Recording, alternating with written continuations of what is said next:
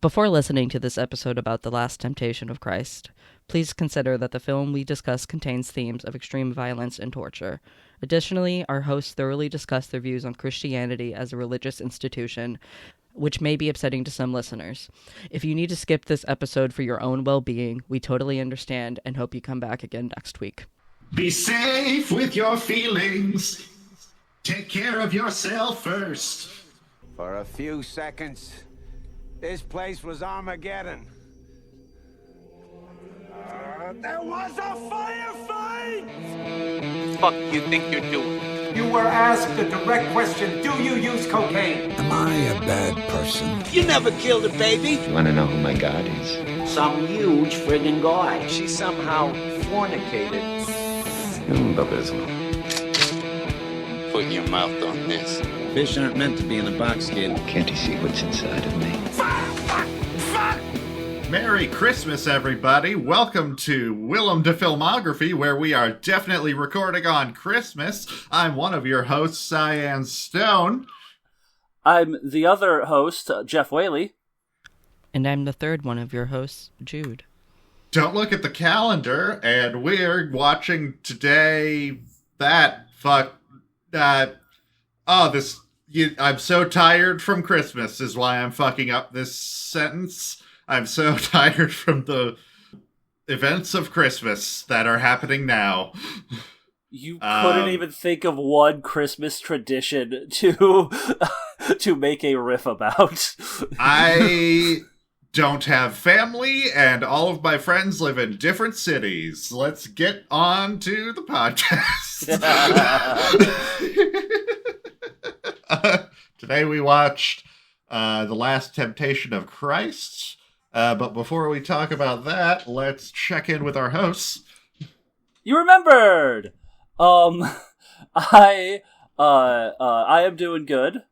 I have no, checkup to do at the moment, but I actually do want to do a little, a Willem de fact for you guys, just because, I am curious, do you guys know, where, Willem Dafoe is from? And if you would like to guess, if you don't. New York? That's a guess. Wisconsin. Appleton, Wisconsin. That makes sense. Yeah. Yeah. The weird artsy part of the Midwest. Yeah, it absolutely makes sense. Oh yeah, for sure. The artsy part of anywhere is the only place that can produce a capital A actor like Willem Dafoe. Or a weirdo director like David Lynch, who's from the artsy place of my home state. How are you doing, Jude? Edit boy note. Jude's audio did not come through due to an audio mishap. His check-in was something about Stardew Valley and Romancing Shane that he then corrects. Tune in to next week's episode to see what that correction is. Since we're talking about the video games we're playing, my friends may not know this, as I haven't talked about it at all, but I've been playing Warhammer 40k Rogue Trader, and I am romancing Cassia. At first, it was I can fix her romance, but now I genuinely like her. You fixed her. It can be done. Everyone in a relationship where they think that they can fix their partner, you're right, keep going. Just do better. Willem Dafoe. That's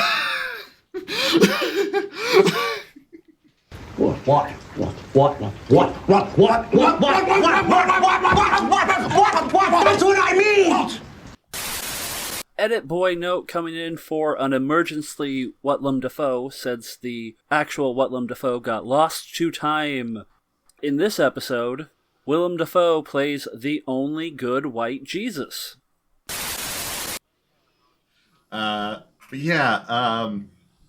Jeff, do you want to take the summary?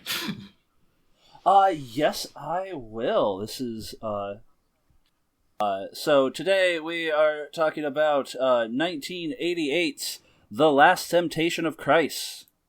by Martin Scorsese.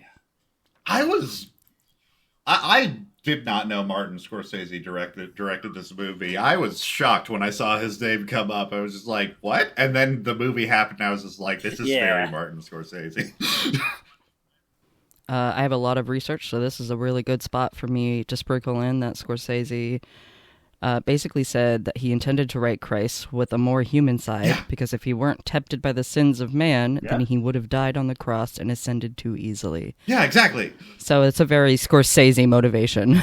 And like, we are so going to get into it, because like spoilers, love this depiction of Jesus.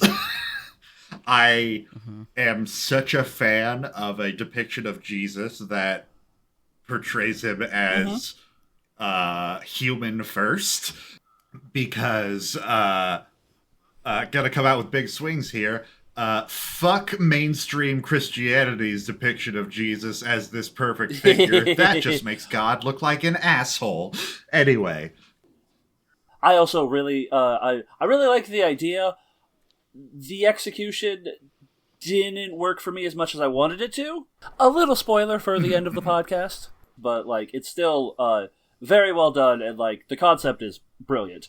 The movie starts out with a big quote from the book that it is based off of, and then immediately followed by, "This film is not based upon the Gospels, but upon the fictional exploration of eternal spiritual conflict." And I just wrote down cowards. Why? Because it was clearly. I don't know.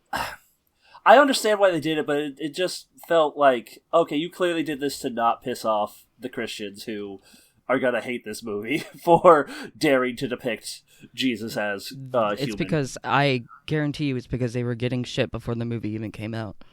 Yeah, I know. I that's me being unnecessarily harsh. I admit that. I just wish they would. I read it as more like people are going to be coming into this expecting biblical accuracy, but we're actually basing this on a book that discusses it. See, and I just read it as, Christians are going to fucking boycott, and we need to appease them. And it was based off of a book. By... oh my god, I'm going to mispronounce this. I am very sorry to the Greek people out there. A Greek man. Yes. Nikos Kazantzakis?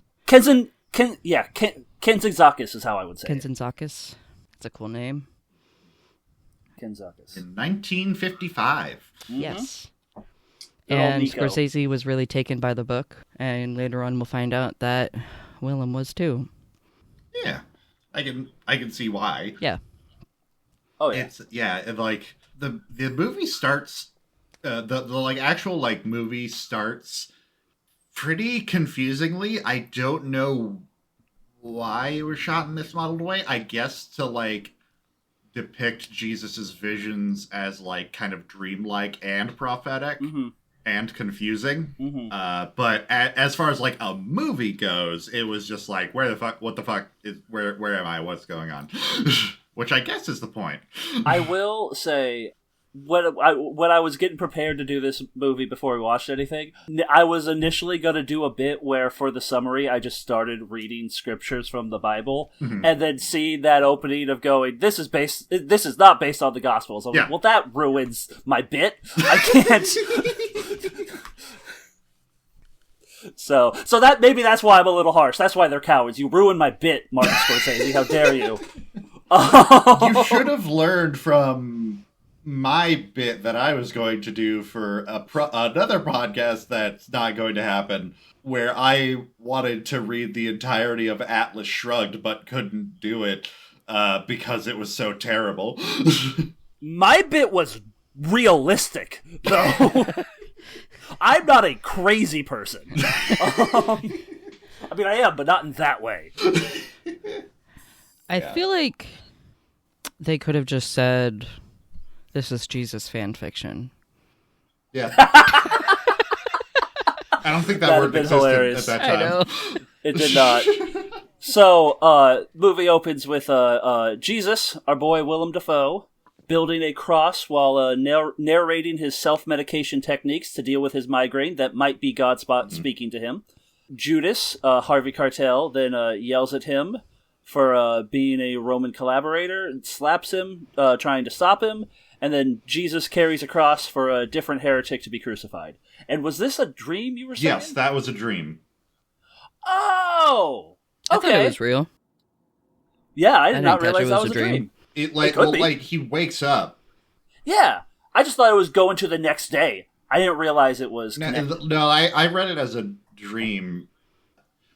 Yeah, that makes sense. I think it was a dream because I also had captions on, and occasionally it would say it would indicate Jesus's lines, but it would be the guy on the cross speaking, who wasn't Jesus.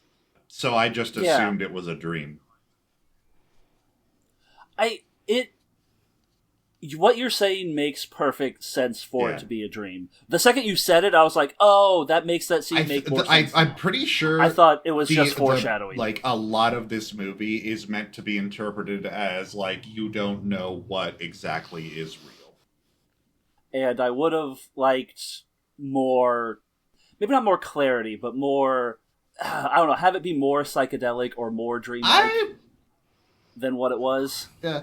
I thought it was pretty. It's a Scorsese movie. I thought it was pretty straightforward as far as like once I accepted like, oh, this is gonna be like, because like a little peek into my personal life with many of the recent medications that I've been on, I've been having very vivid dreams lately, and so watching this movie, I was just like, okay, yeah, I can roll with this. Like I can.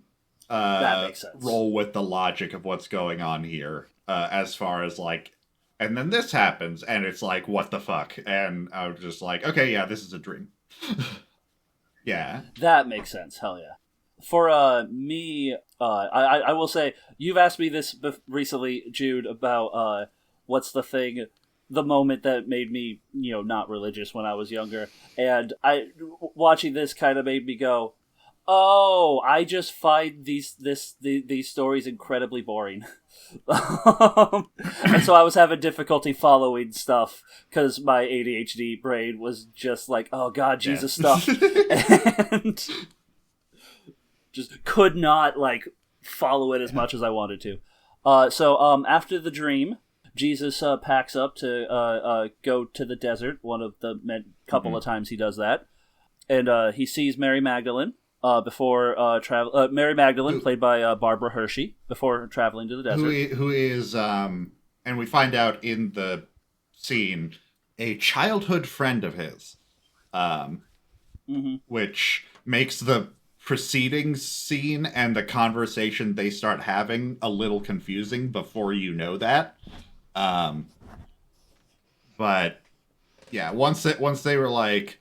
Once it was clear, like they've known each other since like childhood, it was like, oh, okay, yeah, I get what they're saying here. Yeah, yeah, oh yeah. And I didn't have much about the conversation, but it was good. Fun fact: while I was playing Rogue Trader while watching this movie, when doing the like conversation bits in Rogue Trader, a quick way to like get through them if you don't want to really dwell on the lore and stuff like that, which I do, but some stuff I already know. You press 1 to hit the first option and then just go through them, whatever you need to know. I would forget to switch over to the Rogue Trader screen often when I was watching this movie, and every time I hit 1, it would just go back to the scene of Mary Magdalene getting fucked. it just must have been like exactly 10 minutes in. Like 17. I remember pretty clearly. It was like 17 minutes in. And it was like, at first I thought the film was just reusing footage and to like replay, like now he's having a vision of seeing Mary Magdalene get fucked. It's like, no, I was just replaying the scene. And it was like, cause like I was so ready to go with the disorientation of this movie that I didn't even realize I had accidentally backtracked like half an hour to just Mary Magdalene's scene by accident. Hell yeah.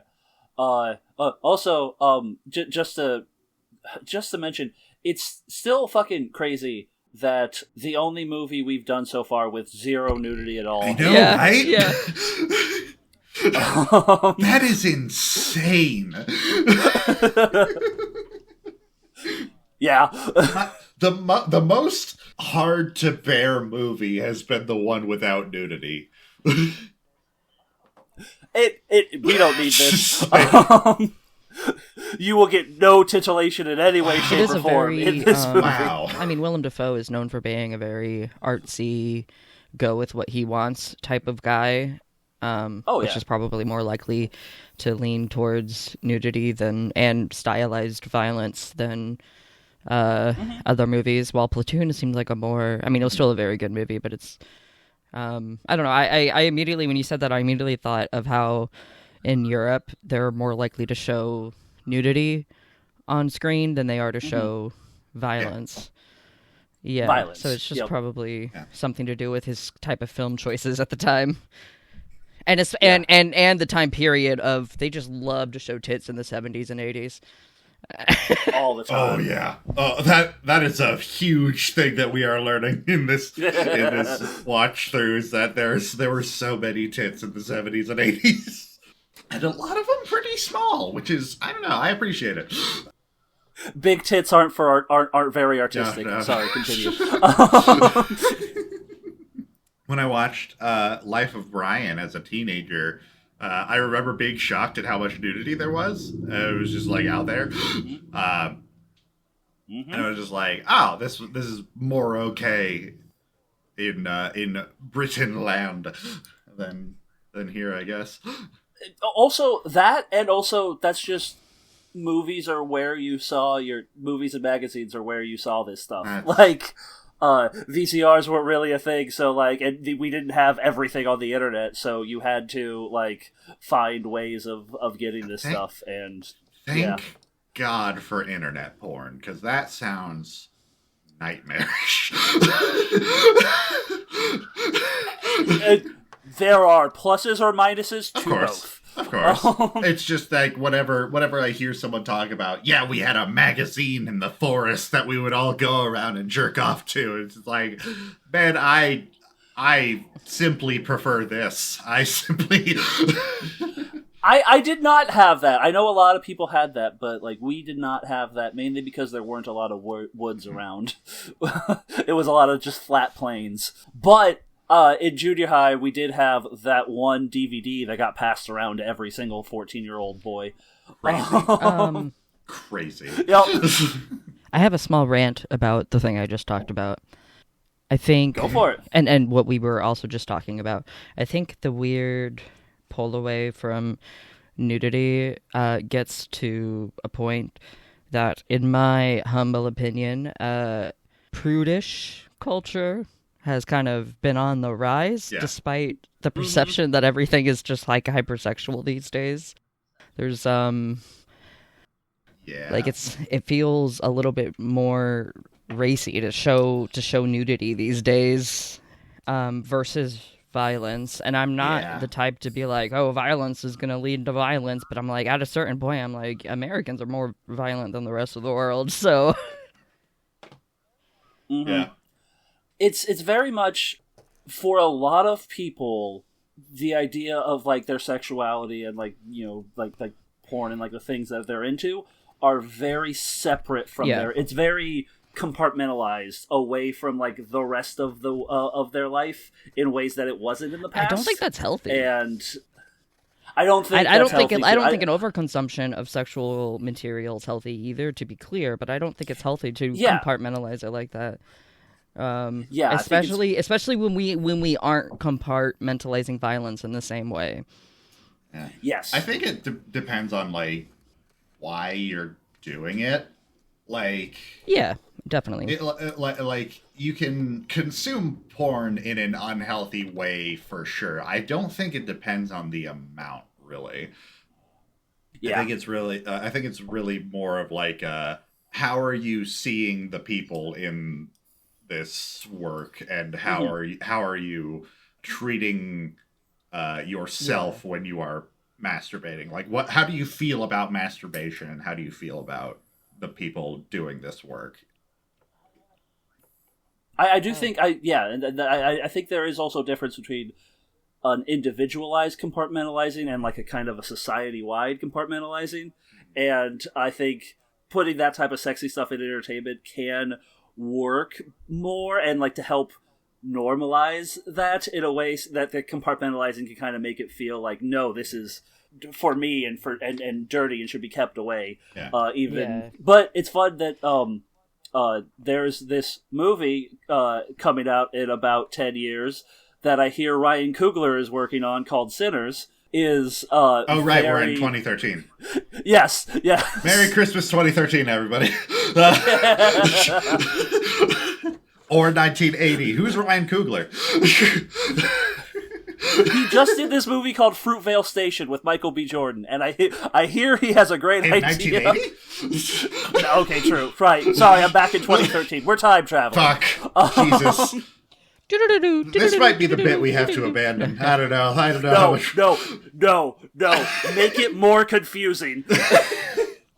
Just like this movie. Continue on, Jeff. But Sinners is a good example of sex kind of in a, like, a lot of people were like, oh, right, you make a sexy movie and people will like this. Because, like you can, like, do that in a fun way that everyone can, like, agree with in a society type thing. Yeah, Jude? I was also going to say that, per my point earlier, on the opposite end, there is also a lot more, thankfully, actor autonomy and choice to do nudity in scenes, especially for women. In the industry, there's no longer like if somebody doesn't want to show their body, there's a lot more likely to not be pressured into it these days, which is good. And also like intimacy coordinators. Yeah, for sure. And I do want to acknowledge that part too. And when I talk about like the rise in puritanical culture that I find a little bit distasteful to be stemming from, ironically, looping back to the subject, sort of like these Christian Catholic ideals of purity and stuff, which leads us right back into this movie and the nudity in this movie. Hell yeah. American society is obsessed with sex while also being disgusted by it, which is a bad and I'm starting to see even like leftists start to take like a weirdly puritanical view on some things. And I'm not saying that they have to be like sexually open like certain people that I know, or even I can be sometimes, even as an asexual person. But it's a little concerning sometimes when they're like, you can't like this kink, or you can't make material of this kink or something because it offends me. No kink at Pride. Yeah, and it's like, come on, guys. I feel like humanity, unfortunately, just kind of like mentally knee-jerks. Like our knee-jerk reactions are often authoritarian. And that, like, that's not to say, like, oh, we're a hierarchical species and that's just the way it's got to be. No, we are sapient, sentient creatures. We can control ourselves. Like, that is the entirety of, like, what has made human beings stand out, is that we can think bigger and have this control over our own actions and thoughts to a degree that we can change things that would otherwise be hardwired. And I don't know where I was going with that, but like, wow, I am utterly blanking. Well, I mean, people. I thought I had something. Humans are the one that usually choose to be kind of puritanical in this way. So, I mean, the natural world is not. Is not usually this. Pseudo innocent. It's like our first reaction is to make rules about things that we dislike, whereas like oftentimes a more egalitarian response is to wait and see and like observe what's going on. Not that there aren't things that must be acted on immediately, it's just that with things like sex and violence, our first reaction is like forbiddance, And this tangent into like philosophy makes perfect sense for our religious movie. Yes. And the ending of this Jesus movie. and yes, very much so. Jesus and Mary Magdalene have their conversation, and then Jesus travels to the desert. Basically, Jesus is apologizing for leaving her unfucked. It's kind of like she's just like, man, you're the one guy I want to fuck. Yeah, it's so weird. And you're a fucking preacher now. God damn Yep, it. yep. Oh, don't worry, you'll still be a virgin for your God. Like, yeah, exactly. It's kind of.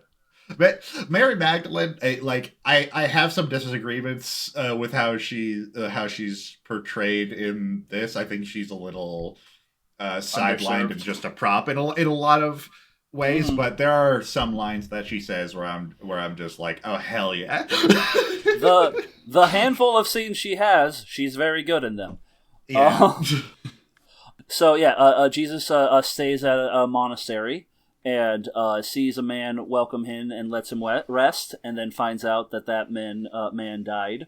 So he saw a dead man, and then while there has a conversation with like a younger person in the monastery, which is where I got some of the clips from our opening theme. The second movie from that. I really love the conversation. It's a great conversation. It's such a good conversation, and it's like, man, if this depiction of Jesus had been the one that won out, oh my god, he's like, I am. I do not worship God. I worship fear. Yeah. I am a hollow vessel filled with fear. And it's just like it talks about all of the sin he does. I was like, oh yeah, I look at someone and I blush, but I don't covet them, and that makes me humble, and that makes me pride, but that makes me sinful, and it's just exactly. It's such a good. This was the best scene in the movie for me, and I wanted that to permeate throughout more of the movie. I don't think it permeated as much. And that's why I'm a little. Yeah, it was a little muddled. Yeah. If this conversation and the way that Jesus was depicted had like carried throughout the entire thing, I would have liked the movie more. Agreed. Most of the critical reception said that they enjoyed the movie and its passion and cinematography, but that it was way too long. Yeah. and I think that's kind of like what we're getting at, where it's just like, it's so passionate, and there's like, you can see the design in it, and like that they loved what they were doing, but it's just like the DMT dream at the end could have been a montage. I would have cut out a lot more of the random conversations about philosophy that were just repeating themselves and didn't need to. Sure. Yeah. Judas and Jesus talk too much. I'm sorry. Yeah. I'm sorry, Harvey Keitel. I love philosophy, and I love a thinker. They did talk too much. Yeah, because it was just repeating. There was nothing like new to it. And I say the DMT dream could have been trimmed down. I do know that is the titular last temptation of Christ, but still could have been streamlined a bit. Could have been cut down. Could have been streamlined a bit more. I call it midlife crisis philosophy. Specifically for a white man like Martin Scorsese. Yeah. Yes, very much so. The Saul of Tarsus thing could have been cut from the DMT dream. Honestly. So Jesus then sees a vision of a cobra with the voice of Mary Magdalene. This is Satan. Yep. One of the many depictions of Satan. Yep. He then tells the cobra to leave, and the other guy tells him he's been blessed and he needs to go back and start preaching. And as Jesus goes to leave, Judas says he's sent to kill him, but lets him live. When Judas was sent to kill him, because like I wasn't raised religious or like reading the Bible or anything, I didn't. At first, I was like, who sent him, and why are we just letting it go without him? No, and then it's revealed like later it's the zealots, and I was like, the zealots of what? And then I realized like, oh, the word zealot probably comes from these guys who were trying to overthrow Rome, but were adhering too much to like the old ways, you know. Mm-hmm. And also, I was religious, but I was Mormon, so Man, this is. I would love. I know.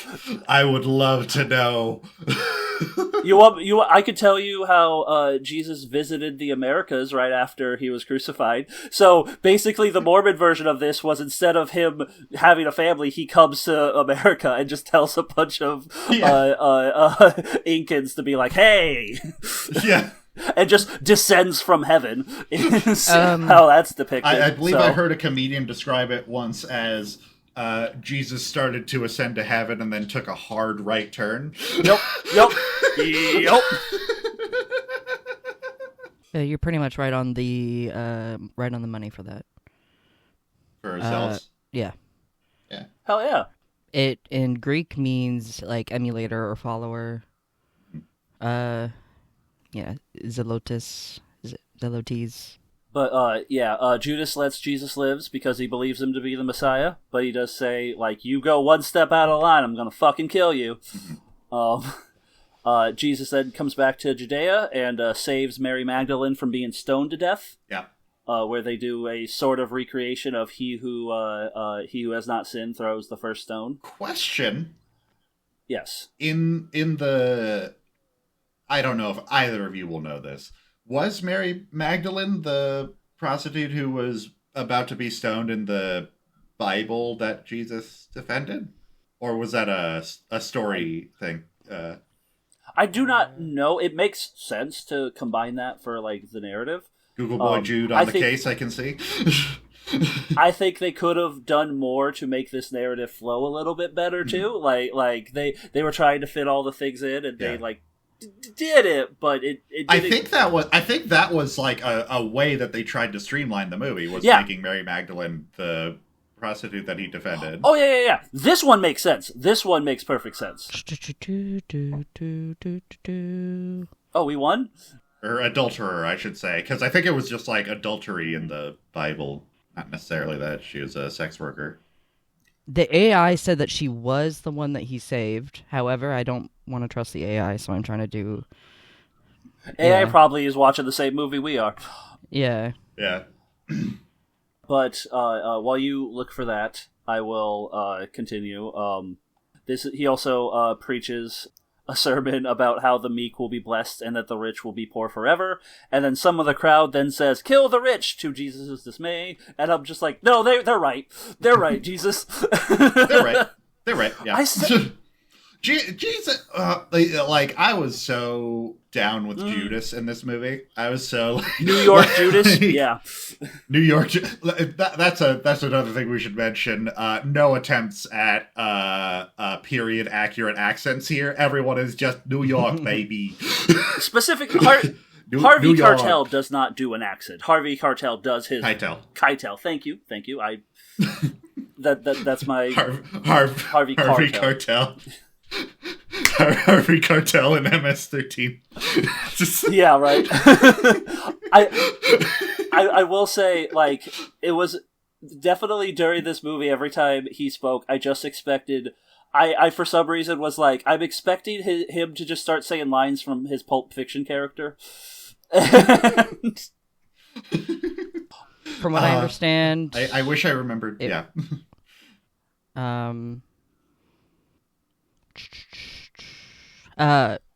unnamed. So yeah, definitely not Mary Magdalene. Gotcha. So they definitely streamlined it, and which is a good choice. Yeah.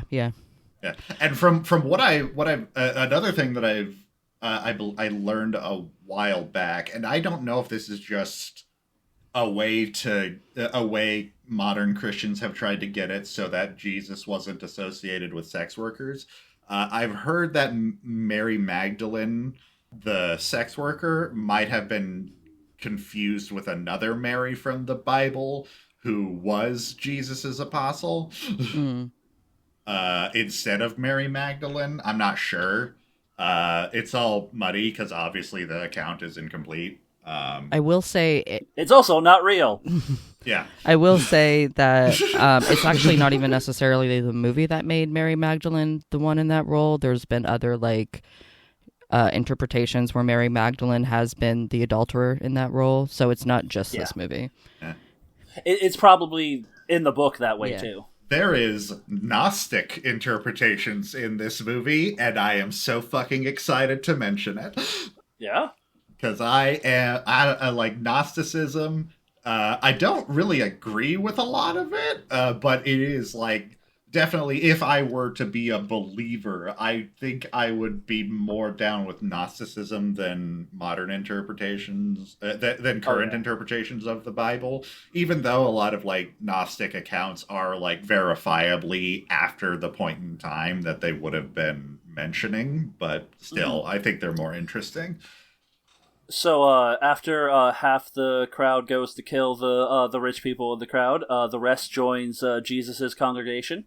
Jesus and his new followers see John the Baptist, and Jesus gets baptized. I love this John the Baptist. He is a lunatic. It gave me real like hippie religion revival vibes. Wasn't his face covered in blood for like no reason? Or was probably. that dirt? I think it was dirt. He was. I liked him. He's just this like this gangly, crazy old man who's just like blood, fire, fire. The stones will kick your ass. And everyone around him is just fucking vibing, and it rules. Yeah, it's a weird. This is the weirdest Grateful Dead concert you've ever been to. I love because modern Christian revivals are so fucking boring. Like I'm not necessarily one for like fire and brimstone preaching. But if they're like this, I'll hang out. Won't necessarily agree with the things being said, but I'll be like, man, I am enjoying how much everybody is just rolling with this. I was just going to say that as I've never really been a religious person like ever in my life. And that's never stopped me from enjoying genuinely passionate religious projects like The Prince of Egypt and this movie to a certain degree. I think The Prince of Egypt is probably my standout religious movie.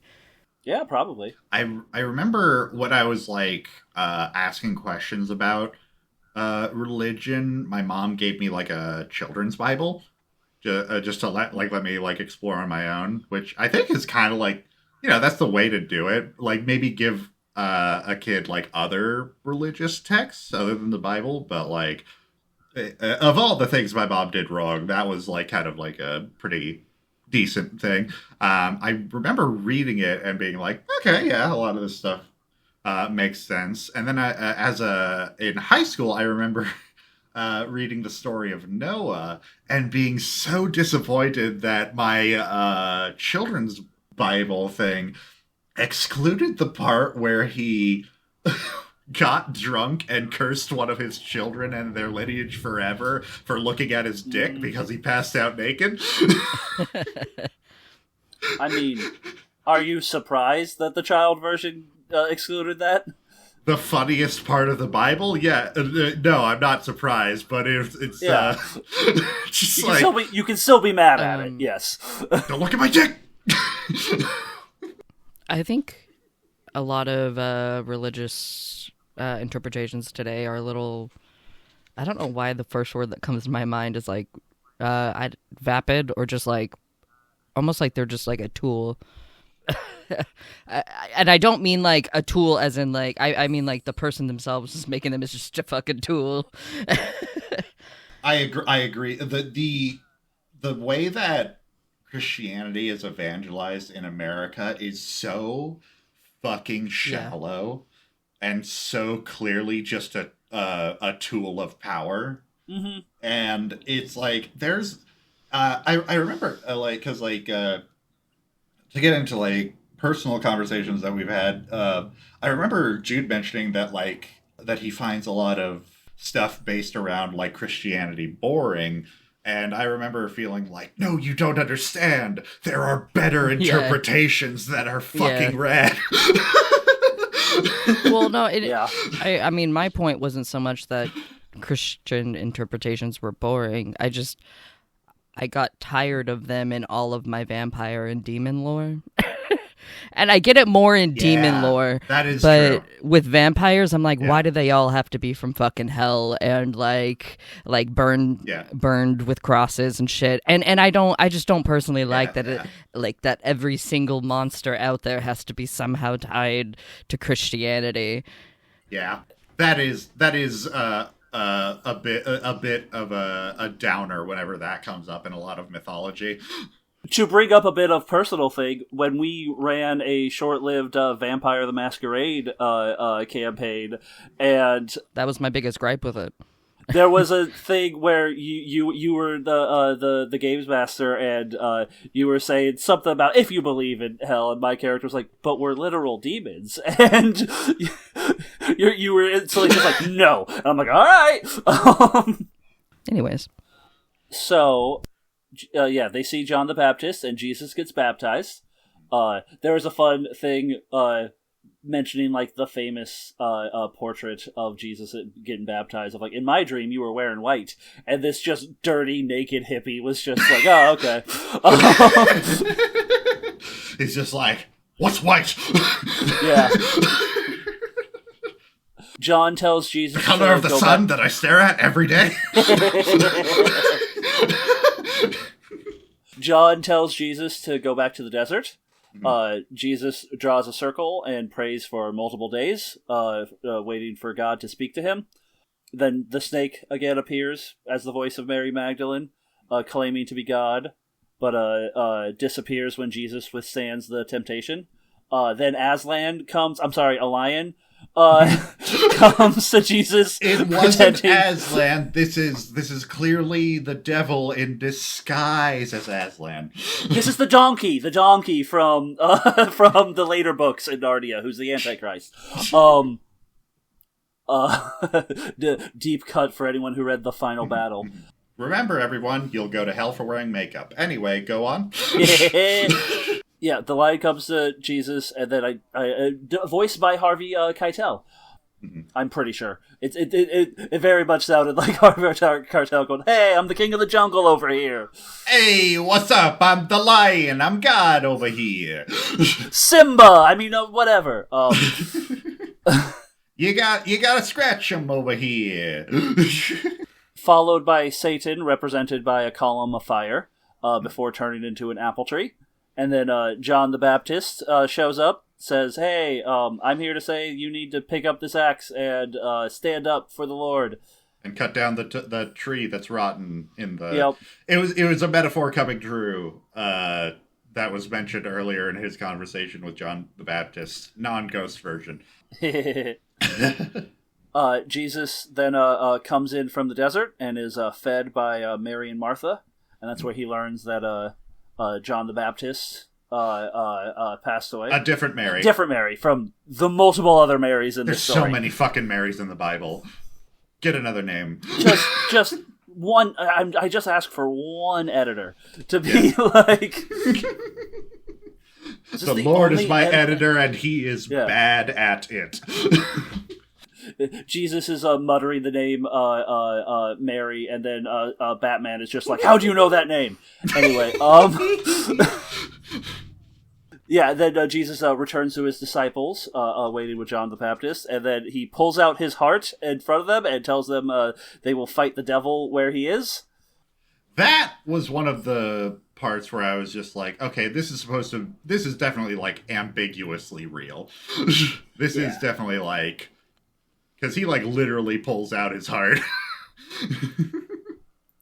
Then they go to a random pit of people having a party. Having a party? What were they like fucking in the pits? Or dancing? Like, what were they doing? I thought it was a leprosy colony. I thought they were just like dirty people having a time. See, I read this. So here's how I did this. Jesus begins performing his miracles, and I thought this was representing him healing the leper colonies, but they filmed it like it was a John Wick fight. Yeah, where all these sick people are just coming at him, and he's like, "You're healed. Get out of here! Hurrah!" It was great. I loved it. I don't necessarily disagree or subscribe to the dream theory for this movie, just because I do like the ambiguity of it, just because, like, I guess the story of Christ is supposed to be a magical one. That doesn't make sense. And so, like, him pulling out his own heart and still living. Yeah, I thought that was, like, meant to be, like, whatever. And then, yeah, this is also when he goes on his healing arc, just like Victor from Arcane. Wild. Side note, did either of you... I really pissed some people off with that reference. I'm sorry. Do either of you agree with on purpose with my assessment that Willem looked fucking fine in this movie? Oh yeah. Oh my god. Oh my most god. fuckable Willem. Oh, most fuckable Willem by far. But he wasn't a day one Willem. He was like a day two. He was like a day 2.5, maybe. Also, during the John the Baptist thing, after he gets baptized, they kiss.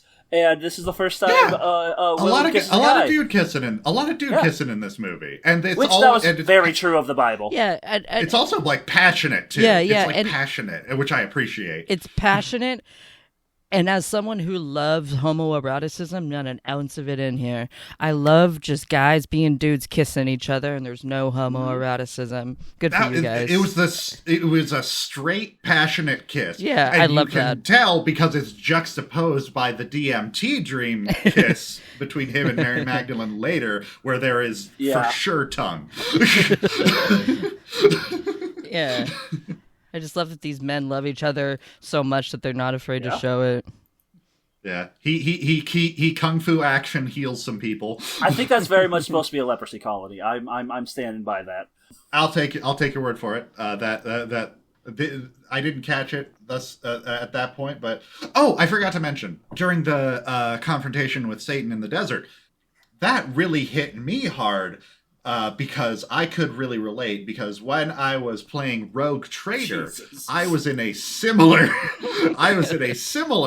incident where Eurolon the Cruel was trying to get me to turn from my iconoclastic ways of helping humanity above even the will of the Emperor of Mankind. He wanted me to abandon that as well and turn to the gods of chaos. So I understand exactly what Jesus was dealing with his entire time in the desert. And I think that means that I am also Jesus. Continue. So then the next, he heals a blind person, lets him able to see again, and then he does the. I love the way they shot it too, where they come in with Willem's eyes already over his eyes, so that they didn't have to do any effect on his eyes to show that he was blind. Yep. And then he goes to a wedding and turns water into wine, even though, again, it's very much just like, oh, we're out of wine. It's like, go check those bears. I just did their water. Check them again. I love this. I love this cheeky party Jesus. I love cheeky party Jesus. Yeah, he like opens this, see there's wine, and Jesus is just like finger guns. That's exactly. That's if you ever watched, what are those, Willem? Buddy those Christ. will be invented for several Buddy Christ, several thousand years. If you ever watched the Kings of Comedy, D.L. Hughley's set kind of has a bit about this miracle and Jesus being a brother, because I probably shouldn't do this, but I'm gonna keep the party going for you guys, and this very much felt in line with that joke. Yeah. And so next, after the wedding, Jesus goes to a temple, or not to a Jesus goes to not like, this isn't the temple later, but some sort of religious place, like back to his home. Oh, he returns to Nazareth, I believe, to speak to the temple elders there. Mm-hmm. And they call him crazy, and he's just like, "What? No, I'm God. It's fine, guys." And and then they run him off, and like his mom's like, "Hey, Jesus, what's wrong with you?" He's like, "You're not my mother." It's like, "Aw." Yeah, I feel like I get what he was saying. Yes. There's a better way to say it. Oh, yeah. That brings me to my only note for this movie. God sucks. Yeah. Fair. Not to be Like edgelord. I feel like that was too much. I feel like that was too much of to elaborate on that point. I feel like that was too much of a drift from his humanity. Yeah. As far as how I feel like his as far as this depiction of Jesus should have gone, I feel like there should have been more like trepidation in that kind of rejection. I feel like, though, he was too confident. I feel like what they were going for was that, oh, now that he's getting into this, he's kind of starting to lose that humanity and lose that part of himself and start to believe his own hype a bit more. I don't know. I don't think it was as well depicted as it could have been, but I think that's what they were going for. Yeah, I agree. I think it could have been depicted better as like a fault. Yes. Rather than Yeah, I agree. It's very cold. Yeah. Speaking of cold, he then resurrects Lazarus, a 4-day-old body, Mary and Martha, the third Mary and Martha's brother. I love zombie Lazarus. Yeah. he needs to exfoliate. Tough to exfoliate when you're dead. They don't tell you that. Yeah, he needs to moisturize and exfoliate. Yeah. But after that is when the first time Jesus comes to the temple with the moneylenderers and starts to like tear shit up. Yeah, he does my favorite part of the Bible kind of badly. Meh. Yeah. I wish it was more aggressive. Like in the Bible, I believe Jesus like fucking whips people. Yeah. Oh yeah.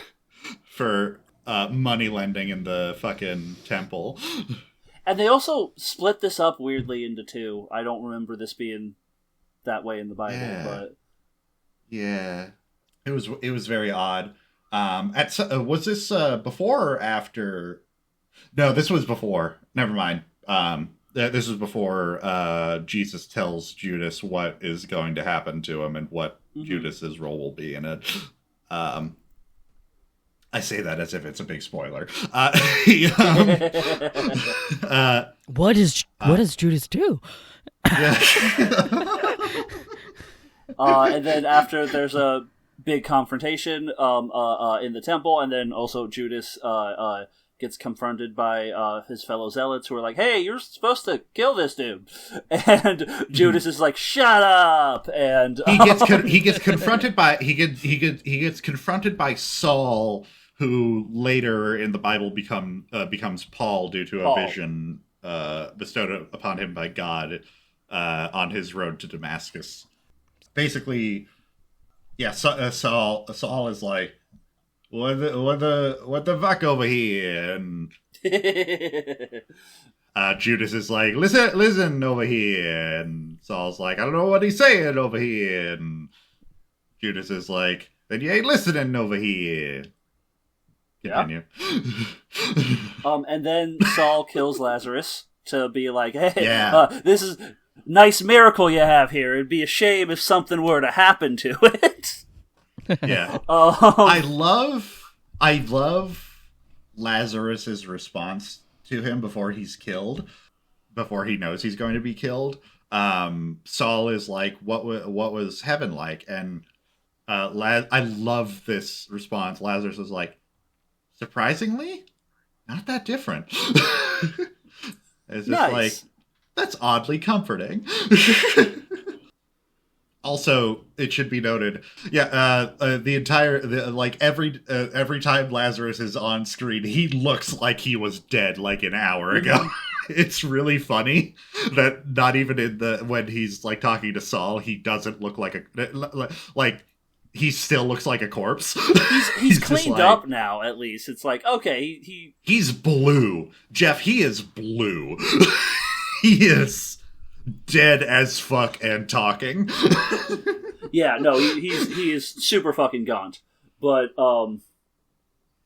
yeah. Yeah, but he's wearing nice clothes. Which, I bet. like, Yes. what When I say cleaned up, he's wearing a white robe. Minor continuity error. When he's gutted, his blood is red. Actually, yeah. Yeah, his blood should have been darker. That's all I'm saying. And then after Lazarus gets killed, then we have the conversation where Jesus tells Judas what's going to happen. Judas is like, of course they'd kill Lazarus. It's the biggest proof of your miracles. And Jesus is like, hold up, I had a vision last night. I'm going to be crucified, and you're the one who needs to rat me out. Which is a Gnostic depiction of Judas from a Gnostic gospel, literally called the Gospel of Judas, the Book of Judas, where it's not exactly like this. In the Book of Judas, Jesus basically tells Judas, none of the other apostles are getting this right. You are the only one who gets it. And he's like, I am going to be crucified. You need to be the one to betray me. Also, here's how the cosmology of God and stuff works. It's a whole complicated thing. That's not in the movie, but what is in the movie is Jesus being like, I need to be crucified as a sacrifice for humanity, and you need to be the one to betray me. Which, as far as like depictions of Judas go, is like my canon. Because, like, again, if we go by the way that Christianity vilifies Judas, that makes God look like a dick. Yeah. Because in Christian interpretations of the Bible, in modern Christian interpretations of the Bible, Jesus was a sacrifice and had to die to save humanity. So Judas betraying him had to happen, which if he didn't know it, then he was manipulated by God into being a dick and then damned forever. But if he did know about it, then he was like one of the biggest heroes in the Bible. So, if I don't know how this will relate to this, but I remember it being kind of told when I was younger that, like, the idea of God being kind of omnipotent, and knowing omnipotent, and Both. Yeah. I was trying to say the other one, then went to the easier one to say. But him, like, knowing every choice you're going to make, and it's just like, well, if he knows it, why doesn't he stop it? And I remember being told basically, like, well, because the point is he gives you the choice to do it. Even though he knows what you're going to do, he lets you make those choices. Is how... But if he is the one who creates the universe and sets every path on track, then you don't have a choice. Yeah. I know. Yeah, it's very much oxymoronic. Yes, yeah. Yeah. But it's very much like, no, the act of choosing is what the choice is. Whether or not it's known or not, it's the act of choosing that makes it a choice, is how I was told growing up. I would say the better word is paradoxical, because oxymoronic mainly applies to things that sound like they don't go together. You're right. But could. Yeah. I was just gonna say a paradox is just like full on. Yeah. In this interpretation of Judas, it's Judas going, Judas, no, and then Jesus is like, Judas, yes.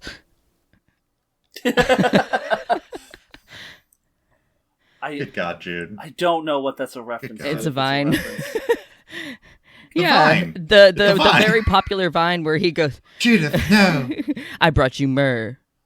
And I brought myrrh. Murder. Judas, no. Judith, no. I don't know. And then Vine. there's the other Judas Vine that's like that's also very popular. That's like, one of you will betray me. And it was like going around the circle where it's just like, is it me, Jesus? No. And then it's like, is it me, Jesus? No. And then it gets to Judas and it's like, is it me, Jesus? And he's like, is it me, Jesus? That one I know.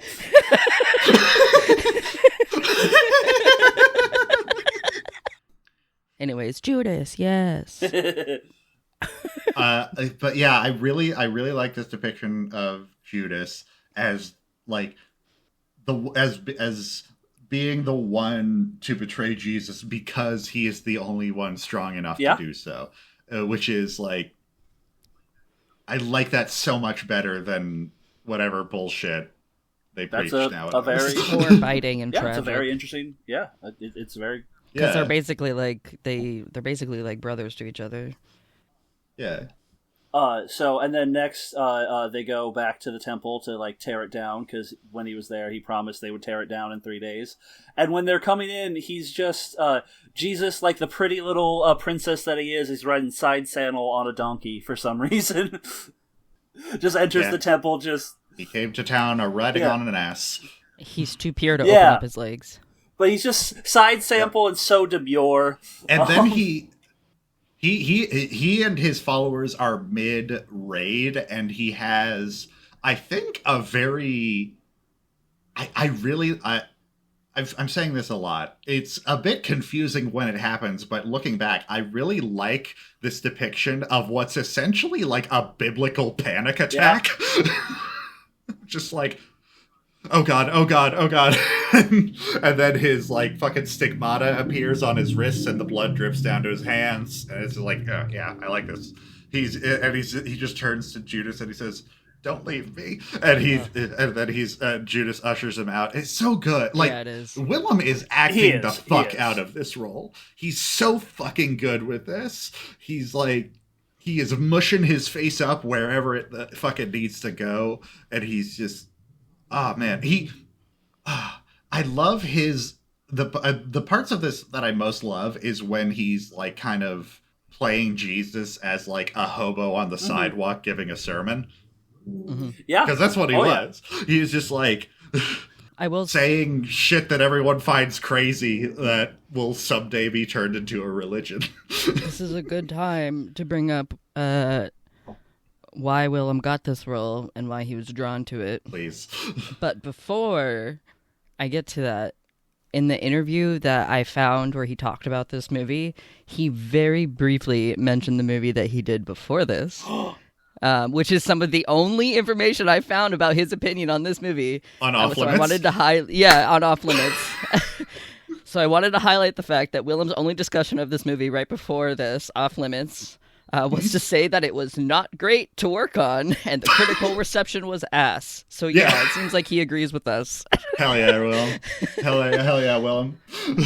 But when it comes to this movie, he went on to say about getting the role of Jesus, that he read Scorsese's script and thought that he really understood it. Then he read the material that influenced Scorsese, and he still got it. Yeah. After giving a disclaimer about coming off as egotistical, Willem said in this interview, he'll avoid a role if it doesn't feel just right for him. And the role of Jesus in this movie felt just right for him. As we were discussing earlier, he was the exact right age, and a lot of weird coincidences. Yeah. Not that he's made a lot of bad choices in roles, but he's always made ones that feel like, that should be Willem Dafoe. And he says that he, despite the poor religious reception of the movie, which I will get into more after we're done with the summary, that he does not regret taking the role at all. Yeah. Can I sprinkle in a little thing here? Yeah. I got curious when I woke up to do this recording, and I glanced at Wikipedia, and I saw that Martin Scorsese thought that the source material for this movie was a and I believe this is a quote, a bit hard on women. And he,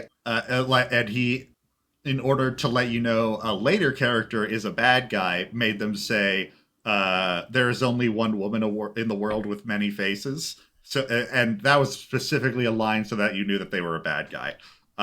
Which First of all, this movie also doesn't depict women great, but to know that that was a compromise from the source material is just like, wow, okay. Good on you, Scorsese, I suppose. Check your blind spots. So Jesus like has the panic attack, has stigmata, Romans surround everything, and then Judas ushers him out. And then I think we got a little bit confused. I think this is when they have the actual conversation. They have too many. Jesus and Judas have too many conversations in this movie to remember when it happens. No, they haven't. No.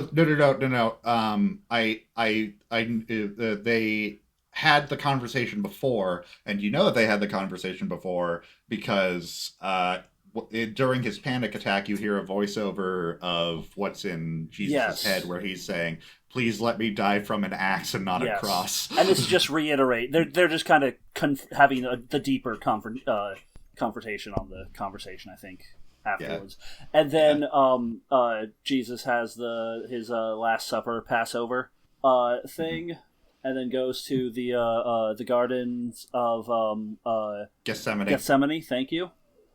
To have his famous prayer thing where he is betrayed, quote unquote. Let's not breeze past this fucking fantastic performance. Yes, this is like, he is like, I love that he's like that. I love the line of just like, "World on earth you've created is beautiful. The one in heaven is beautiful too." I don't know. I don't know which one I should pick. He's just like having he's just having such a breakdown, and it's so human, and I love it.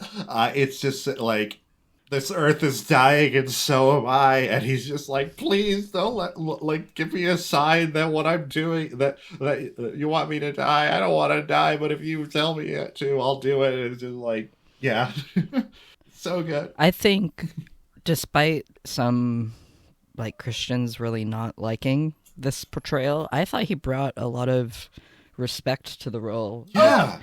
He took it seriously. He didn't just throw it away. And I think, I don't know, I just think it's so he acted his ass off shallow on this, to only see it doesn't agree with me, so I'm not going to like this depiction. Yep. I know that's just, I don't want to get into it, but that's just how some of these people view their whole life. The entire point of Jesus, of Jesus's life as depicted in the Bible, is that he is showing humanity that they can do things the right way. Mm-hmm. And in my opinion, he humanizes God a little bit. Mm-hmm. Yeah, and that doesn't Jesus doing that doesn't matter if he is fully a god being and not also a human. If he's not tempted. Yeah, exactly. If you go by what American Christians depict, and a lot of other depictions of Jesus are, then essentially what they believe is God came down to earth, was perfect, and then looked at everyone like, what? Like it's hard? Yeah. And what? You think this shit's hard? I'm God, and you and this is how you do things the right way. I'm God. I'm doing it the right way. Look at me. Oh man, I'm getting nailed to the cross, but I know I'm gonna be God still. Fuck all y'all. So the Christian version of Jesus is how dumb people view Superman without see the Zack Snyder Superman movie that just came 100%. Out, Man of Steel. While I do completely agree with the interpretation of calling them dumb, to elaborate on that descriptor, I would call them media illiterate. Some people just do not know or are not properly taught how to process the media that they consume. And that was especially a problem back in the day when TV and movies were still relatively new in the culture. It's not gotten better with conservatives. It's not gotten better, but yeah. Here, I don't know. Here in 2013, things look pretty optimistic, I want to say. we just got that ACA pass. Everything's going fine. Yeah, right? I mean, I still have to pay for insurance, but I mean, it should be... Oh, wait, no, I'm in high school. I don't have to pay for insurance, so I think the ACA is great. I think we're in 2024 now. Or no, we're gonna be in 2024. Yeah, you're right. This is still Christmas 2013. Wait, 2014. Sorry. Nosebleed. Please let me kill this bit. Let me kill this bit. We're on January 11th, 2026. I fucked up a bunch of the scheduled recordings and we had to delay past Christmas. Today is January 11th, 2026. We have to make the timeline right. You have to go back. Jeff. We gotta go back. We have to go back. We've gotta go back. We've gotta go back. You've been asleep since 2013. Why am I in Oregon? What the fuck? I'm not in Montana? What's happening? Montana isn't real, Jeff. Montana isn't real. We've been trying to tell you. So Gethsemane. Yeah. He cries at Gethsemane. Yes. Cries at Gethsemane, gets betrayed, and then meets quote with... unquote betrayed. Quote unquote betrayed, yes. Judas and Jesus have a tearful kiss and goodbye. Mm-hmm. And then he has his... he meets his The Hunger co-star, David Bowie. Yeah. I'm Pontius Pilate. Mm-hmm. And Pontius Pilate is just like, yeah, so you're like magic or whatever. And can I just say, it's a good scene. I don't remember what happens, but it is a good scene. Bowie, perfect Pontius Pilate. He is, oh yeah, really menacing in a very subtle way as Pontius Pilate. I don't know enough about Jesus Christ Superstar, but I feel like he would do that role well. Oh yeah, in the musical version, even though I know nothing about the musical version. Yeah. This scene is great because like Jesus we'll find out later, kind of putting on a brave face, like he knows what he has to do, but he's like, he's just like, he's kind of like me. A lot of times I've ever gotten in trouble at work. I'm just like, yes, I know what I know what I did, and I agree with my actions there when I told that guy who was being a dick to fuck off. Mm-hmm. I will take whatever consequences are met out to me. And in my head, I'm just like, I hope the consequences aren't too bad, though. Maybe he won't sentence me to death for being king of Jews. Right? And then we get the torture scene where they are very, very, very, very hard trying not to show any dong. This entire movie, they are like, we cannot bless the world with Willem's cock. We cannot. They are not ready.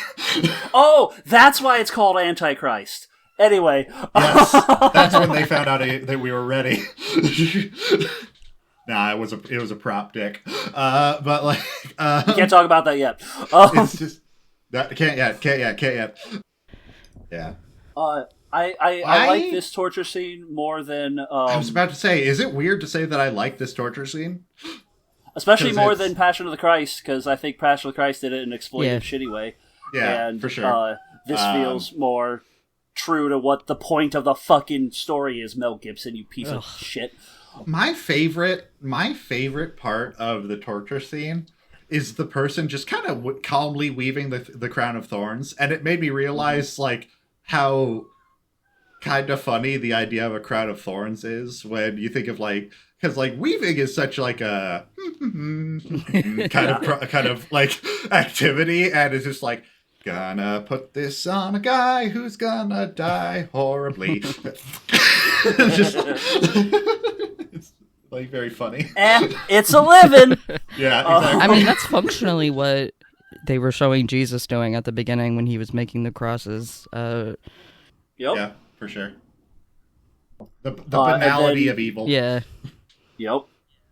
And then he gets crucified, and another thing about this, when he's crucified, something that Martin Scorsese said with regards to how bad the source material was to women was like, none of the apostles were present when Jesus got crucified, but the women were.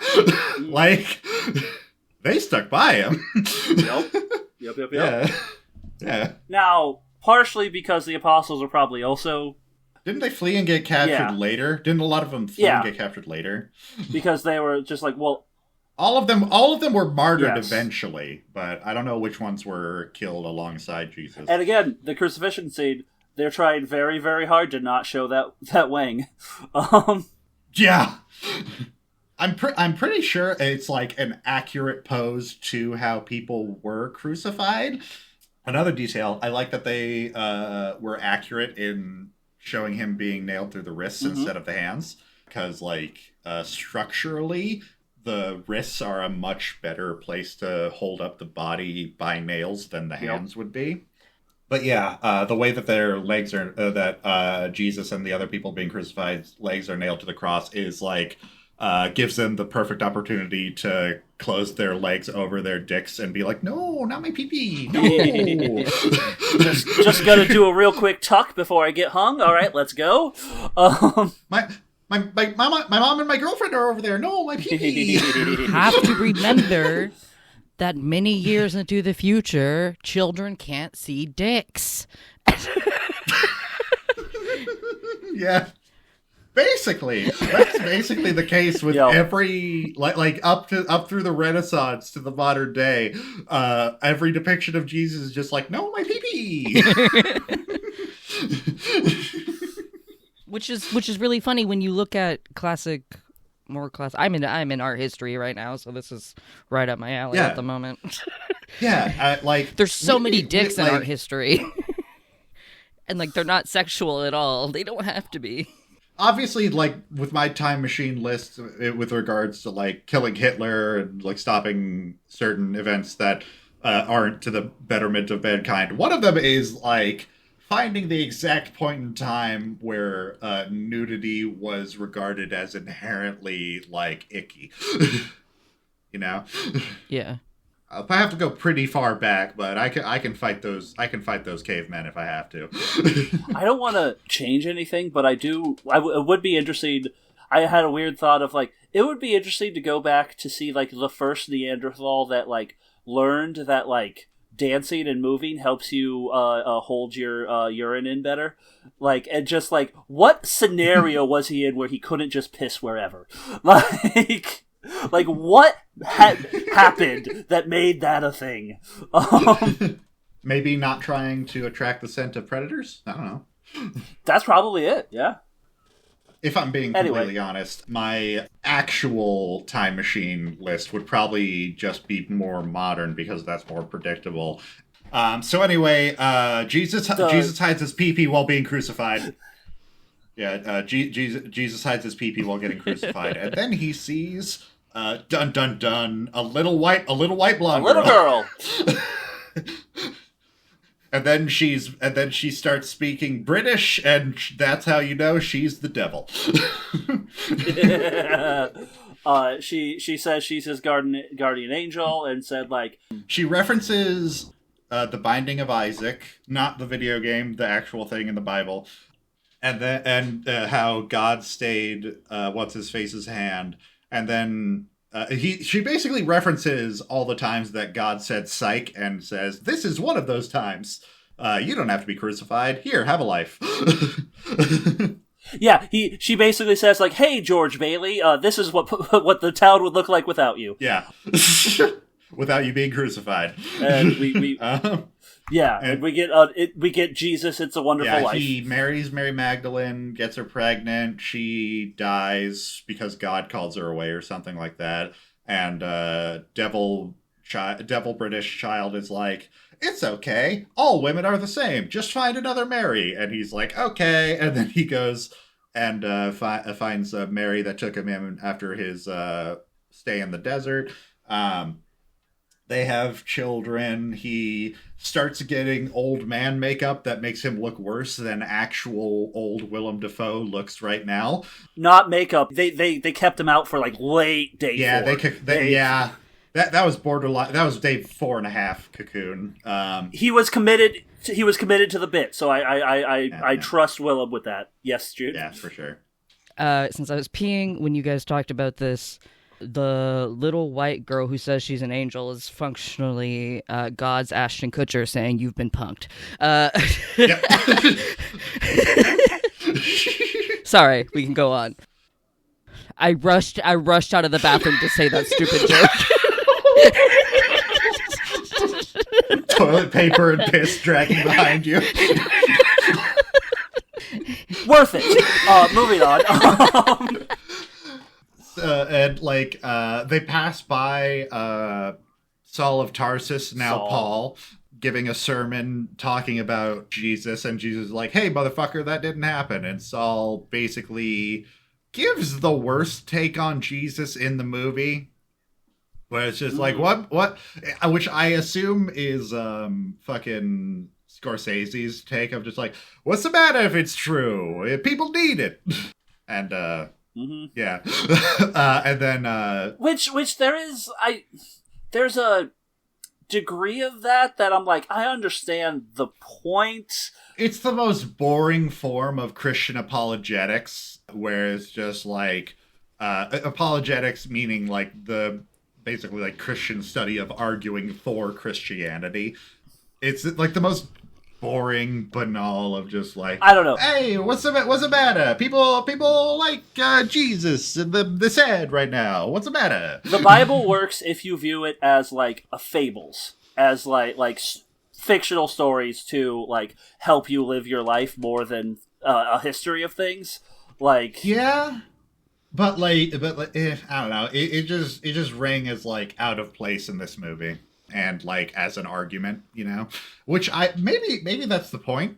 Since since Willem is actively like, no, it's lies.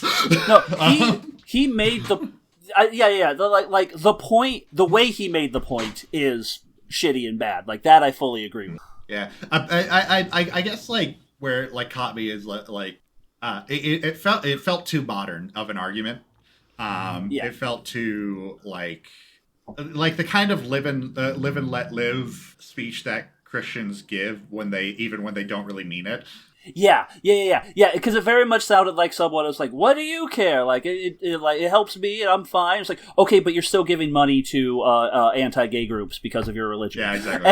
And it felt like that. I agree with that. Yeah. I think there is a way of that conversation to make sense. I'm like, okay, yeah, if you just view it as a guideline, as like fictional fables, but you're not like, it's an idea and not a belief, to quote Chris Rock from Dogma.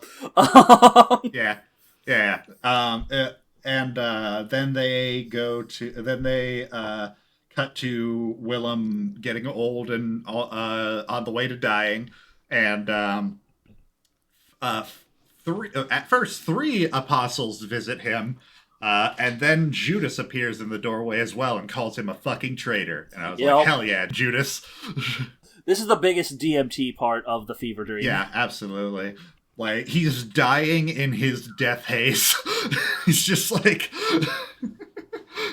He kind of looks a little bit like Steve Buscemi with the makeup. A little bit, yeah. Wait, is Steve Buscemi a Defoe? Oh, Steve Buscemi might be the similar Steve Buscemi might be a Defoe. Species as Defoe. But he's just a constantly some people are just born looking weird, and they don't grow out of it.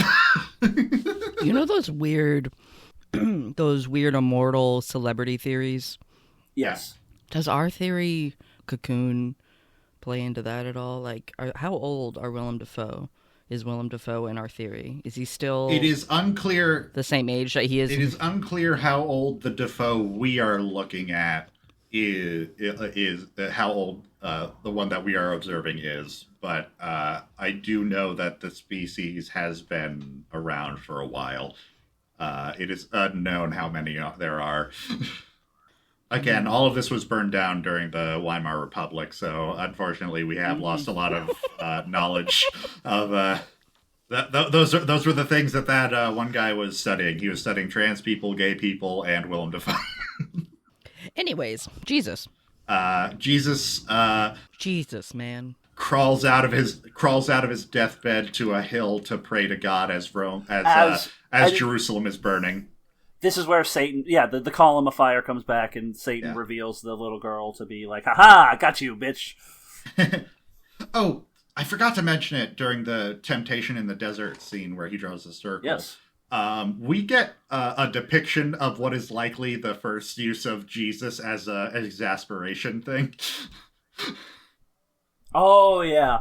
Jesus resists the snake, and the snake is just like, Jesus, and then he disappears. Yep.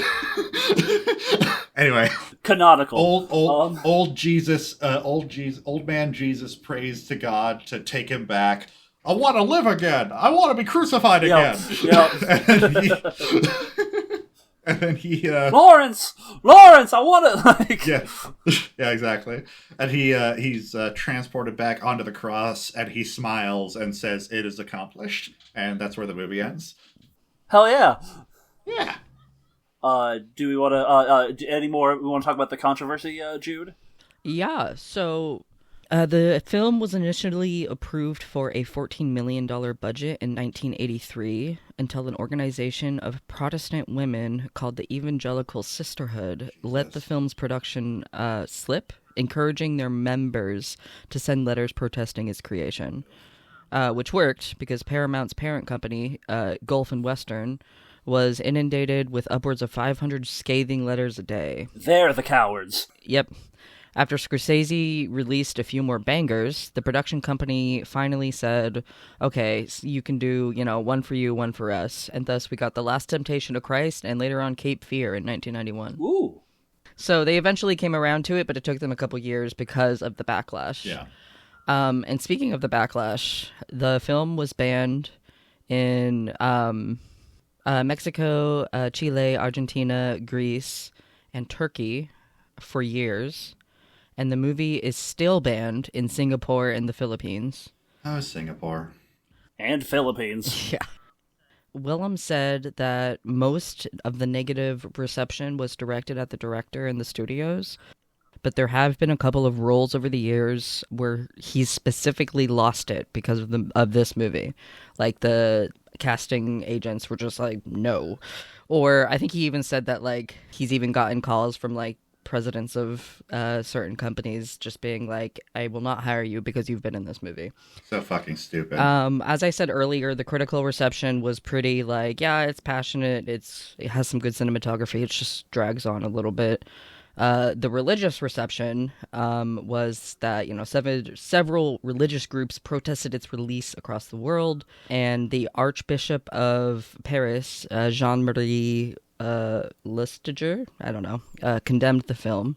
And the most, I think, shocking event to come from this film was the terrorist attack on October 22nd, 1988, in a Paris showing of the movie at the St. Michael's Cinema.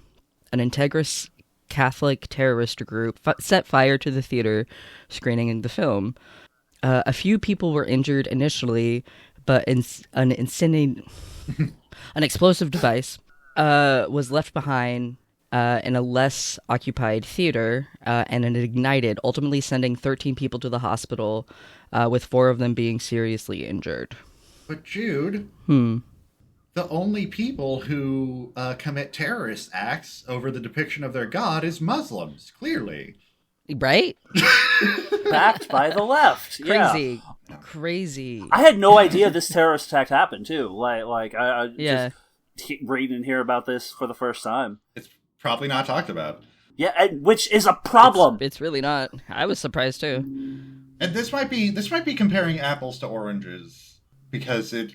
the time period is different, but the fact that there was this much backlash to this humanizing depiction of Jesus and not to the explicitly anti-Semitic Passion of the Christ, As far as, like, from Christians, I mean. Like, Christians, like, fucking loved that movie, but they hated this one. Because that did it right. Because that, quote-unquote, did it right. Because it, like, because it's just... It's the only violence they're allowed to enjoy. They love the fact that Jesus gets tortured. They love that. And it's like, that's not the fucking point. They can't fucking stop talking about it.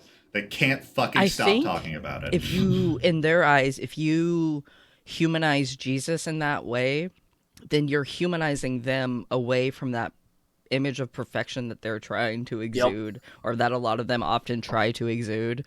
That it's like... They believe it's blaspheming God to depict him as flawed and Jesus is God. I do see a little bit of a quote here from Mother Angelica. She described it as the most blasphemous ridicule of the Eucharist that's ever been perpetrated in this world, and a Holocaust movie that has the power to destroy souls eternally. A what movie? Yep. Ma'am. Yikes. It feels weird saying this to a nun, but get fucked. Like, just... Oh, hey, guess what? Guess what? She's an American from Ohio. That makes perfect fucking sense. That makes perfect sense, actually, yeah. That makes 100% perfect sense. But also, get fucked. Yeah. Like, we at Willem to Filmography says, get fucked, Mother Angelica. The most fucking dramatic people on the goddamn planet. And, like... With the biggest victim complexes. Yeah. Mm-hmm. The point of Jesus wasn't that he was persecuted. It's that he made things fine now. You were supposed to feel a weight lifted off of you, not... like... But he did it because he's perfect and we're still scum. So treating him as anything close to us makes it bad. I feel like that's not the point. It's not remotely. And also, it's very funny. None of us heard about this terrorist attack because conservative terrorism attacks just don't get the same press as other religious terrorist attacks.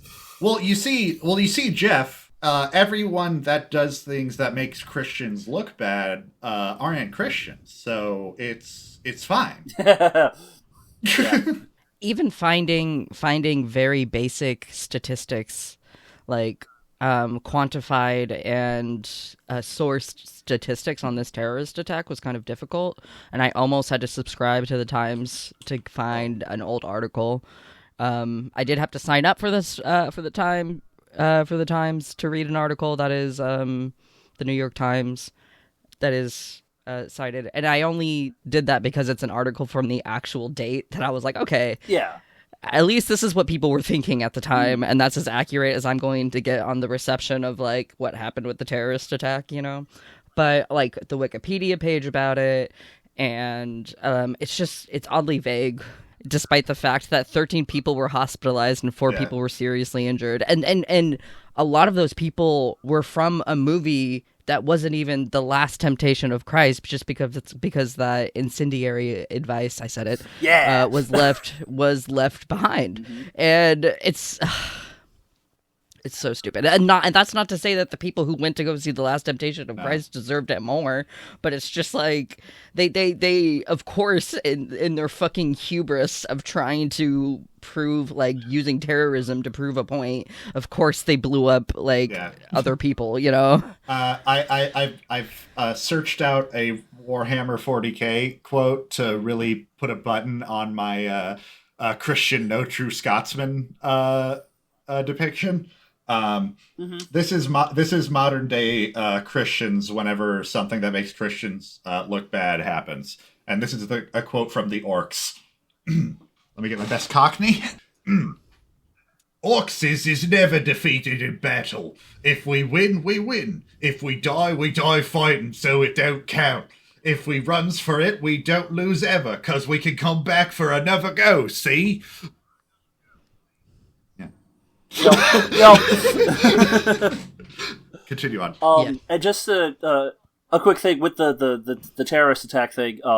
You said it was an integrist group. Did you read what that was? Because I can give the quick description of that. You go ahead. Yeah. It's basically I read it as integrist.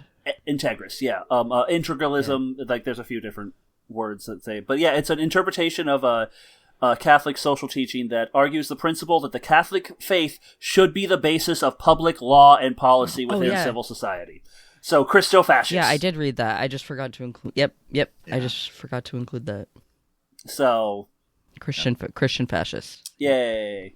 So they really think that this depiction of Christ is so bad that people deserve to die over it, and that their depiction of Christ is the only right one. Did you all know that over half of Americans believe that the rapture is going to happen soon, and that affects their voting and on public policy and treatment of other people? Because, like, why make the world a better place when the world's gonna end?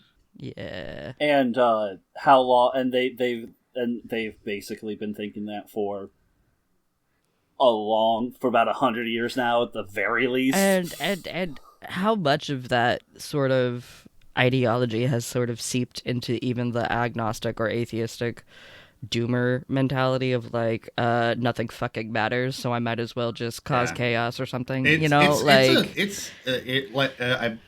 Off podcast we were talking about. I brought up the fact that and a lot of other people on different podcasts have said this. It's in fact where I got it from. But, like, a lot of, like, the most violent people in our society right now are internet nihilists who are just, like, so fucking black-pilled that they're just like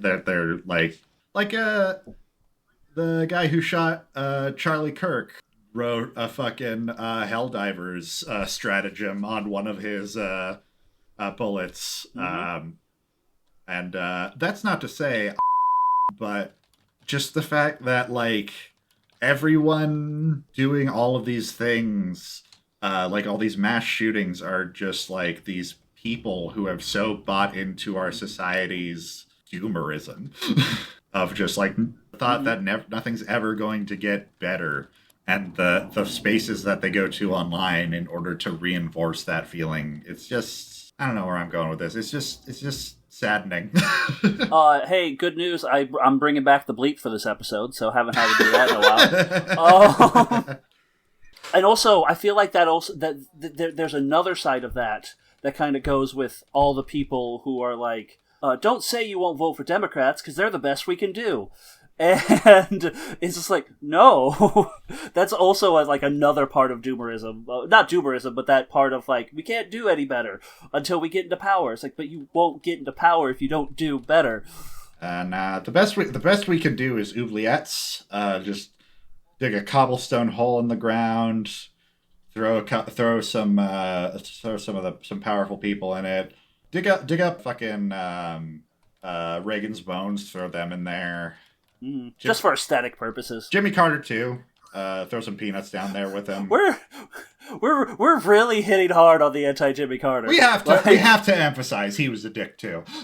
Just like he was a really good person outside of his presidency. No, he after wasn't. His presidency. No, he wasn't. He wasn't? No. Okay. He was a lot of his humanitarian stuff. Humanitarian things were shit that the people who lived there explicitly were like, "Hey, don't do this. It's actually not helpful. It's kind of patronizing." But he was like a Christian, so going back to that, he was just doing all this stuff. Yeah.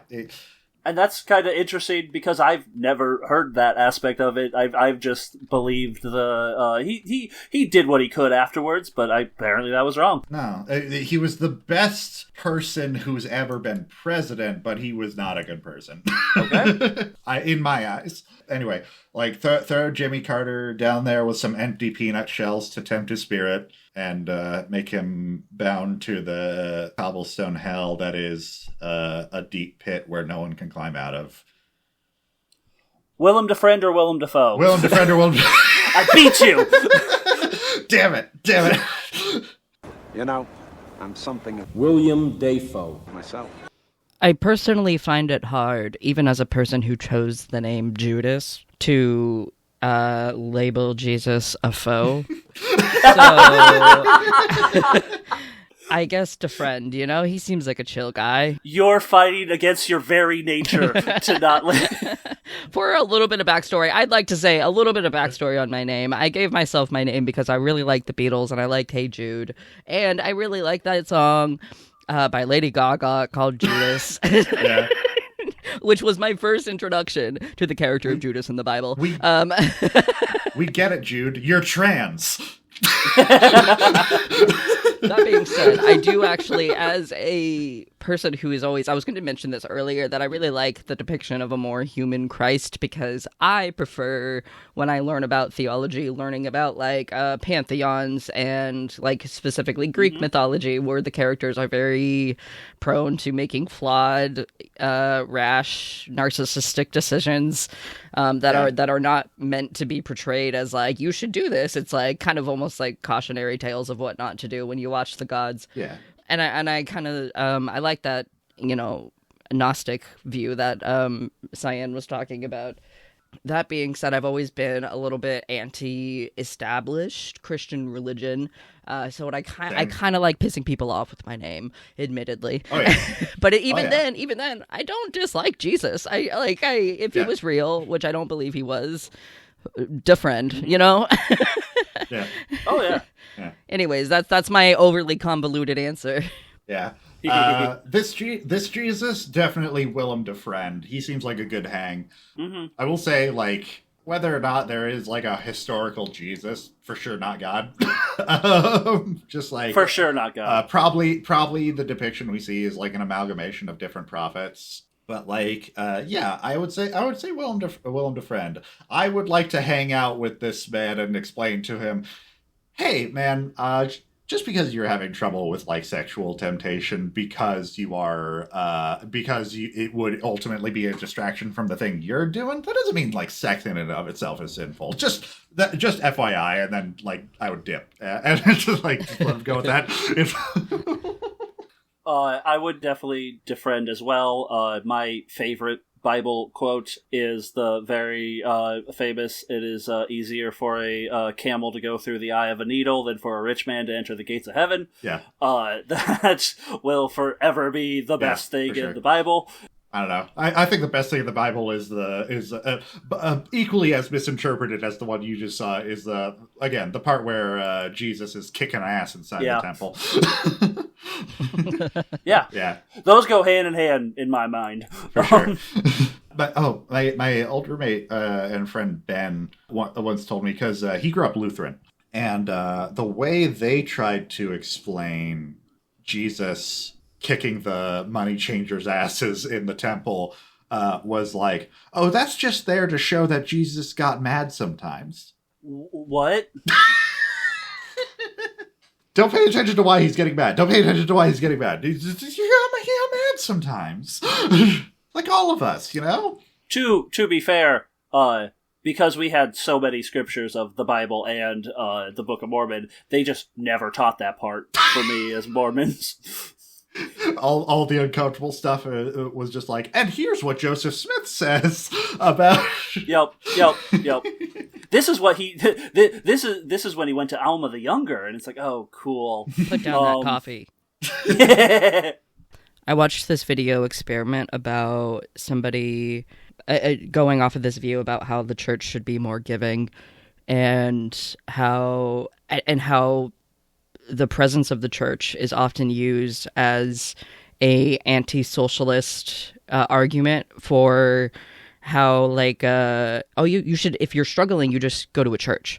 And so they're like, okay, so this person pretended to be a mother with like a baby crying in the background saying, I'm so broke, I can't afford formula and I cannot breastfeed and my baby's literally starving. Can you please just give me $25 to buy formula to local churches, or just not even local churches, just big, she started with really big, like, I don't want to call them name brand churches, but basically name brand churches, but mega churches. And a lot of them are just like, ooh, no, have you tried this, or have you tried like basically any other social service? And then like often, and then she switched gears and was like, what if I go to like small town churches where they're like not even like making that much money? And I just asked them, and a lot of small town churches, not a lot, but like more small town churches were more likely to say yes. But it was when she switched to like Muslim mosques, that's it, that she actually got like very enthusiastic, like, no, please come right away, we will feed you right away, Yes. like, and we will give you whatever you Yes. need.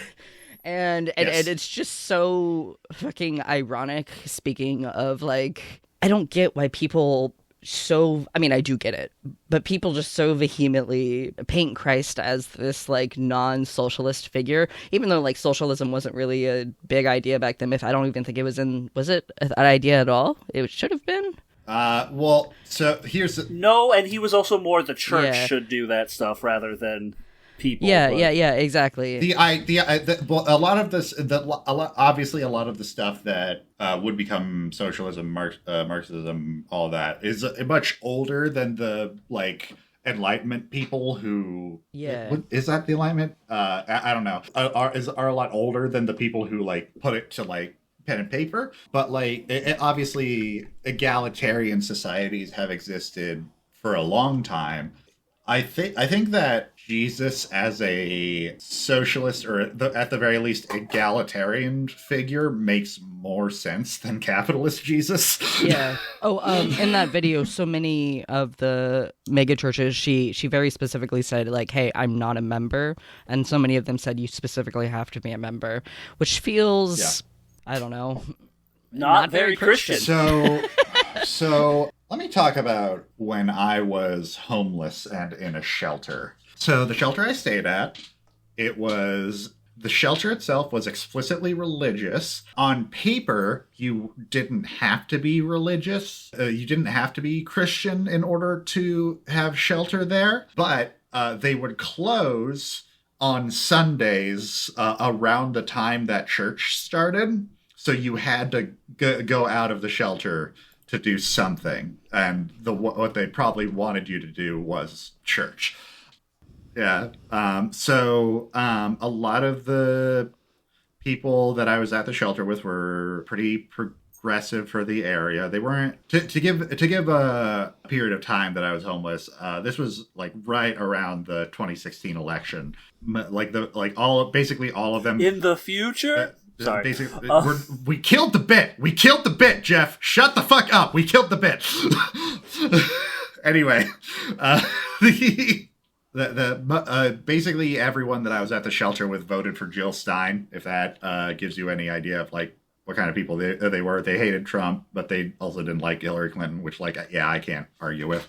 A lot of them were pretty religious, though. Like a lot of them attended the Bible study that the shelter would have in the little like gathering area. And I remember I was a very like vocal atheist back then. I was like 20, 21. I was an obnoxious atheist back then. I'm more atheist leaning agnostic now. And one of the people there, a guy that I don't remember his name, but I was pretty close to him at the time. He was a born-again recovering meth addict. And so we would kind of have like these back and forths, like talking about religion. And one of the things he said one time was like, in reference to like the fact that our shelter was like a religious one, he said like, you don't see any like atheist shelters around or atheist like food drives. And it's just like, I was just like a little shitlib back then, so I didn't have like the much knowledge of like mutual aid and like all those organizations that exist like completely secularly.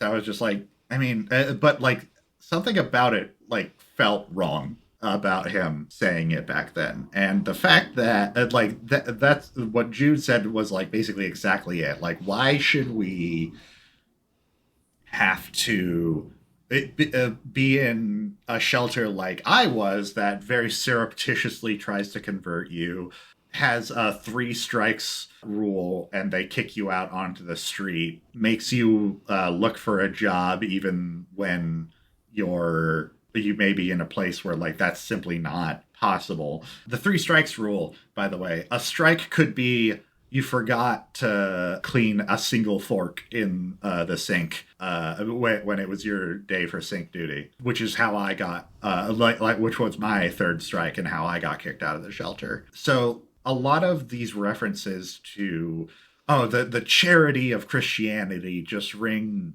so hollow to me as someone who has eyes and ears and has been in these kinds of situations. And I was an incredibly fortunate homeless person with a lot of outside support that kept me going. And so, like, imagine if I had nothing and I had to rely on these motherfuckers who all they wanted was another person to check off the spirit save list, you know?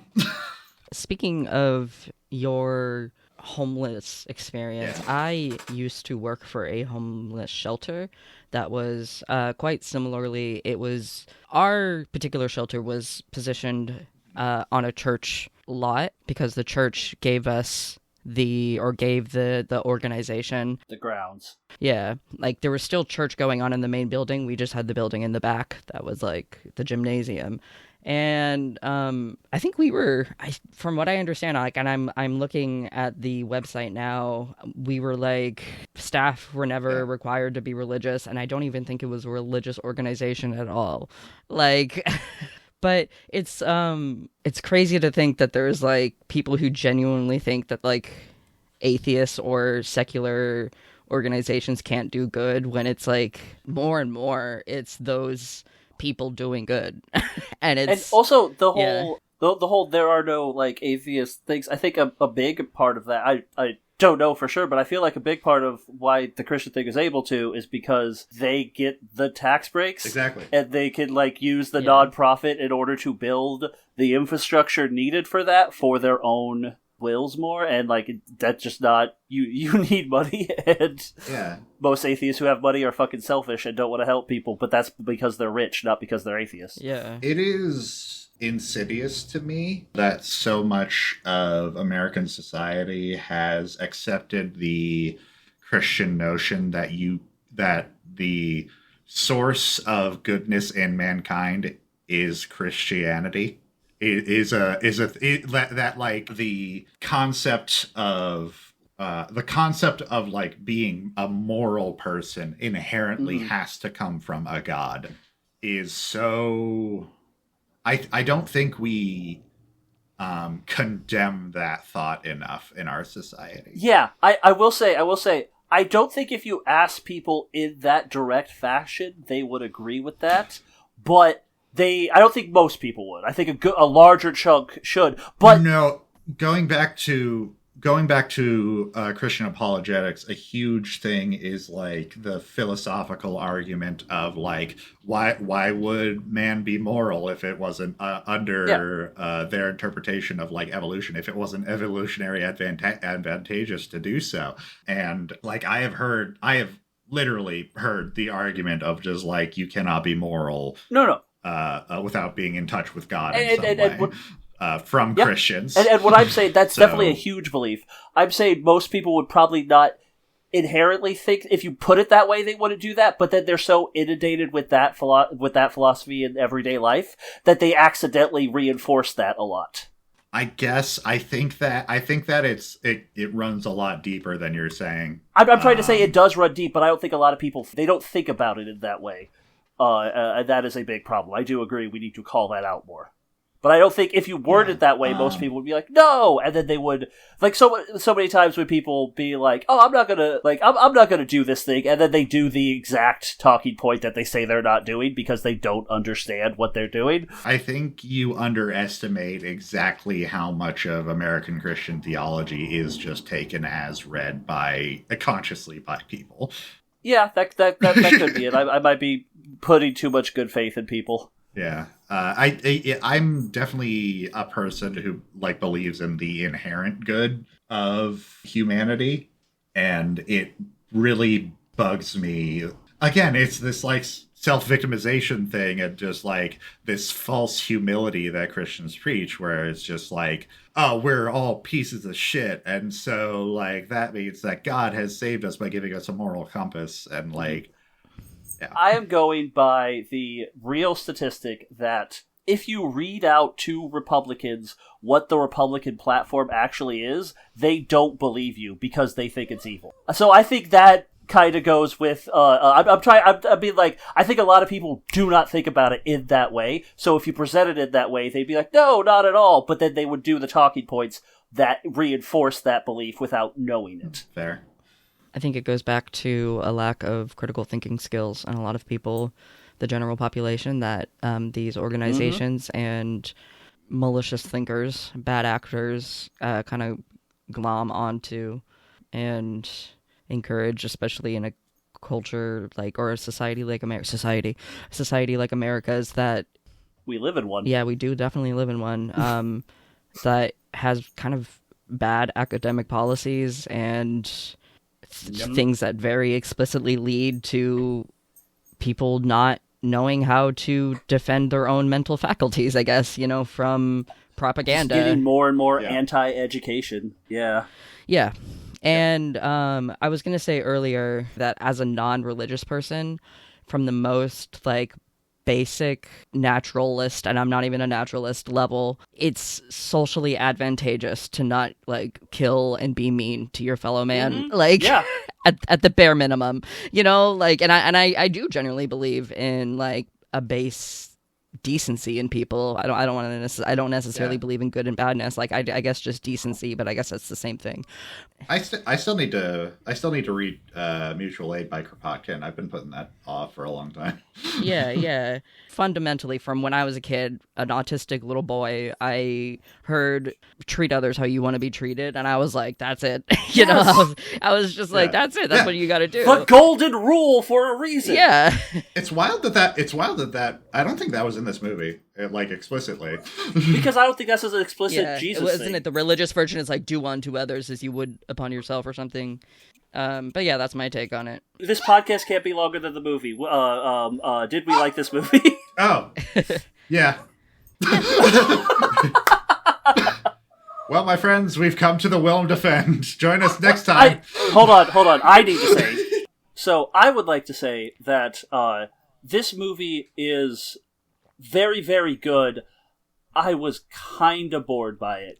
And so it was definitely long. I did like this movie, but it's very... I imagine it'll be very middle of road come the next 10 Willem Dafoe we do. Yeah. I think it's the best one we've watched so far. Okay. I still think Platoon takes the mark for that one, but I do agree that it's up there in quality and passion. It's the one that I've enjoyed the most. Like, holistically, it's the one that I've enjoyed the most. Okay. Defend. Bye. Bye. Bye. Wait, which one are we doing next week? Which one are we doing next? Quick, the portal's closing. The portal's closing. The portal's closing. The portal's closing. Bye. Racism. Ah! You've been listening to Willem the Filmography. Our theme song is Cherry Metal by Arthur Vink. You can find this podcast on Spotify, YouTube, Amazon Music, and most places you find podcasts. Go ahead and like, subscribe, and review anywhere you can. Follow us on social media at Willem the Films on Blue Sky, and Willem.thefilms on TikTok, Instagram, and Threads. And share our podcast with anyone you think might like it. If you would like to support monetarily, check out our Willem the Filmography Patreon and support there. Thanks for listening.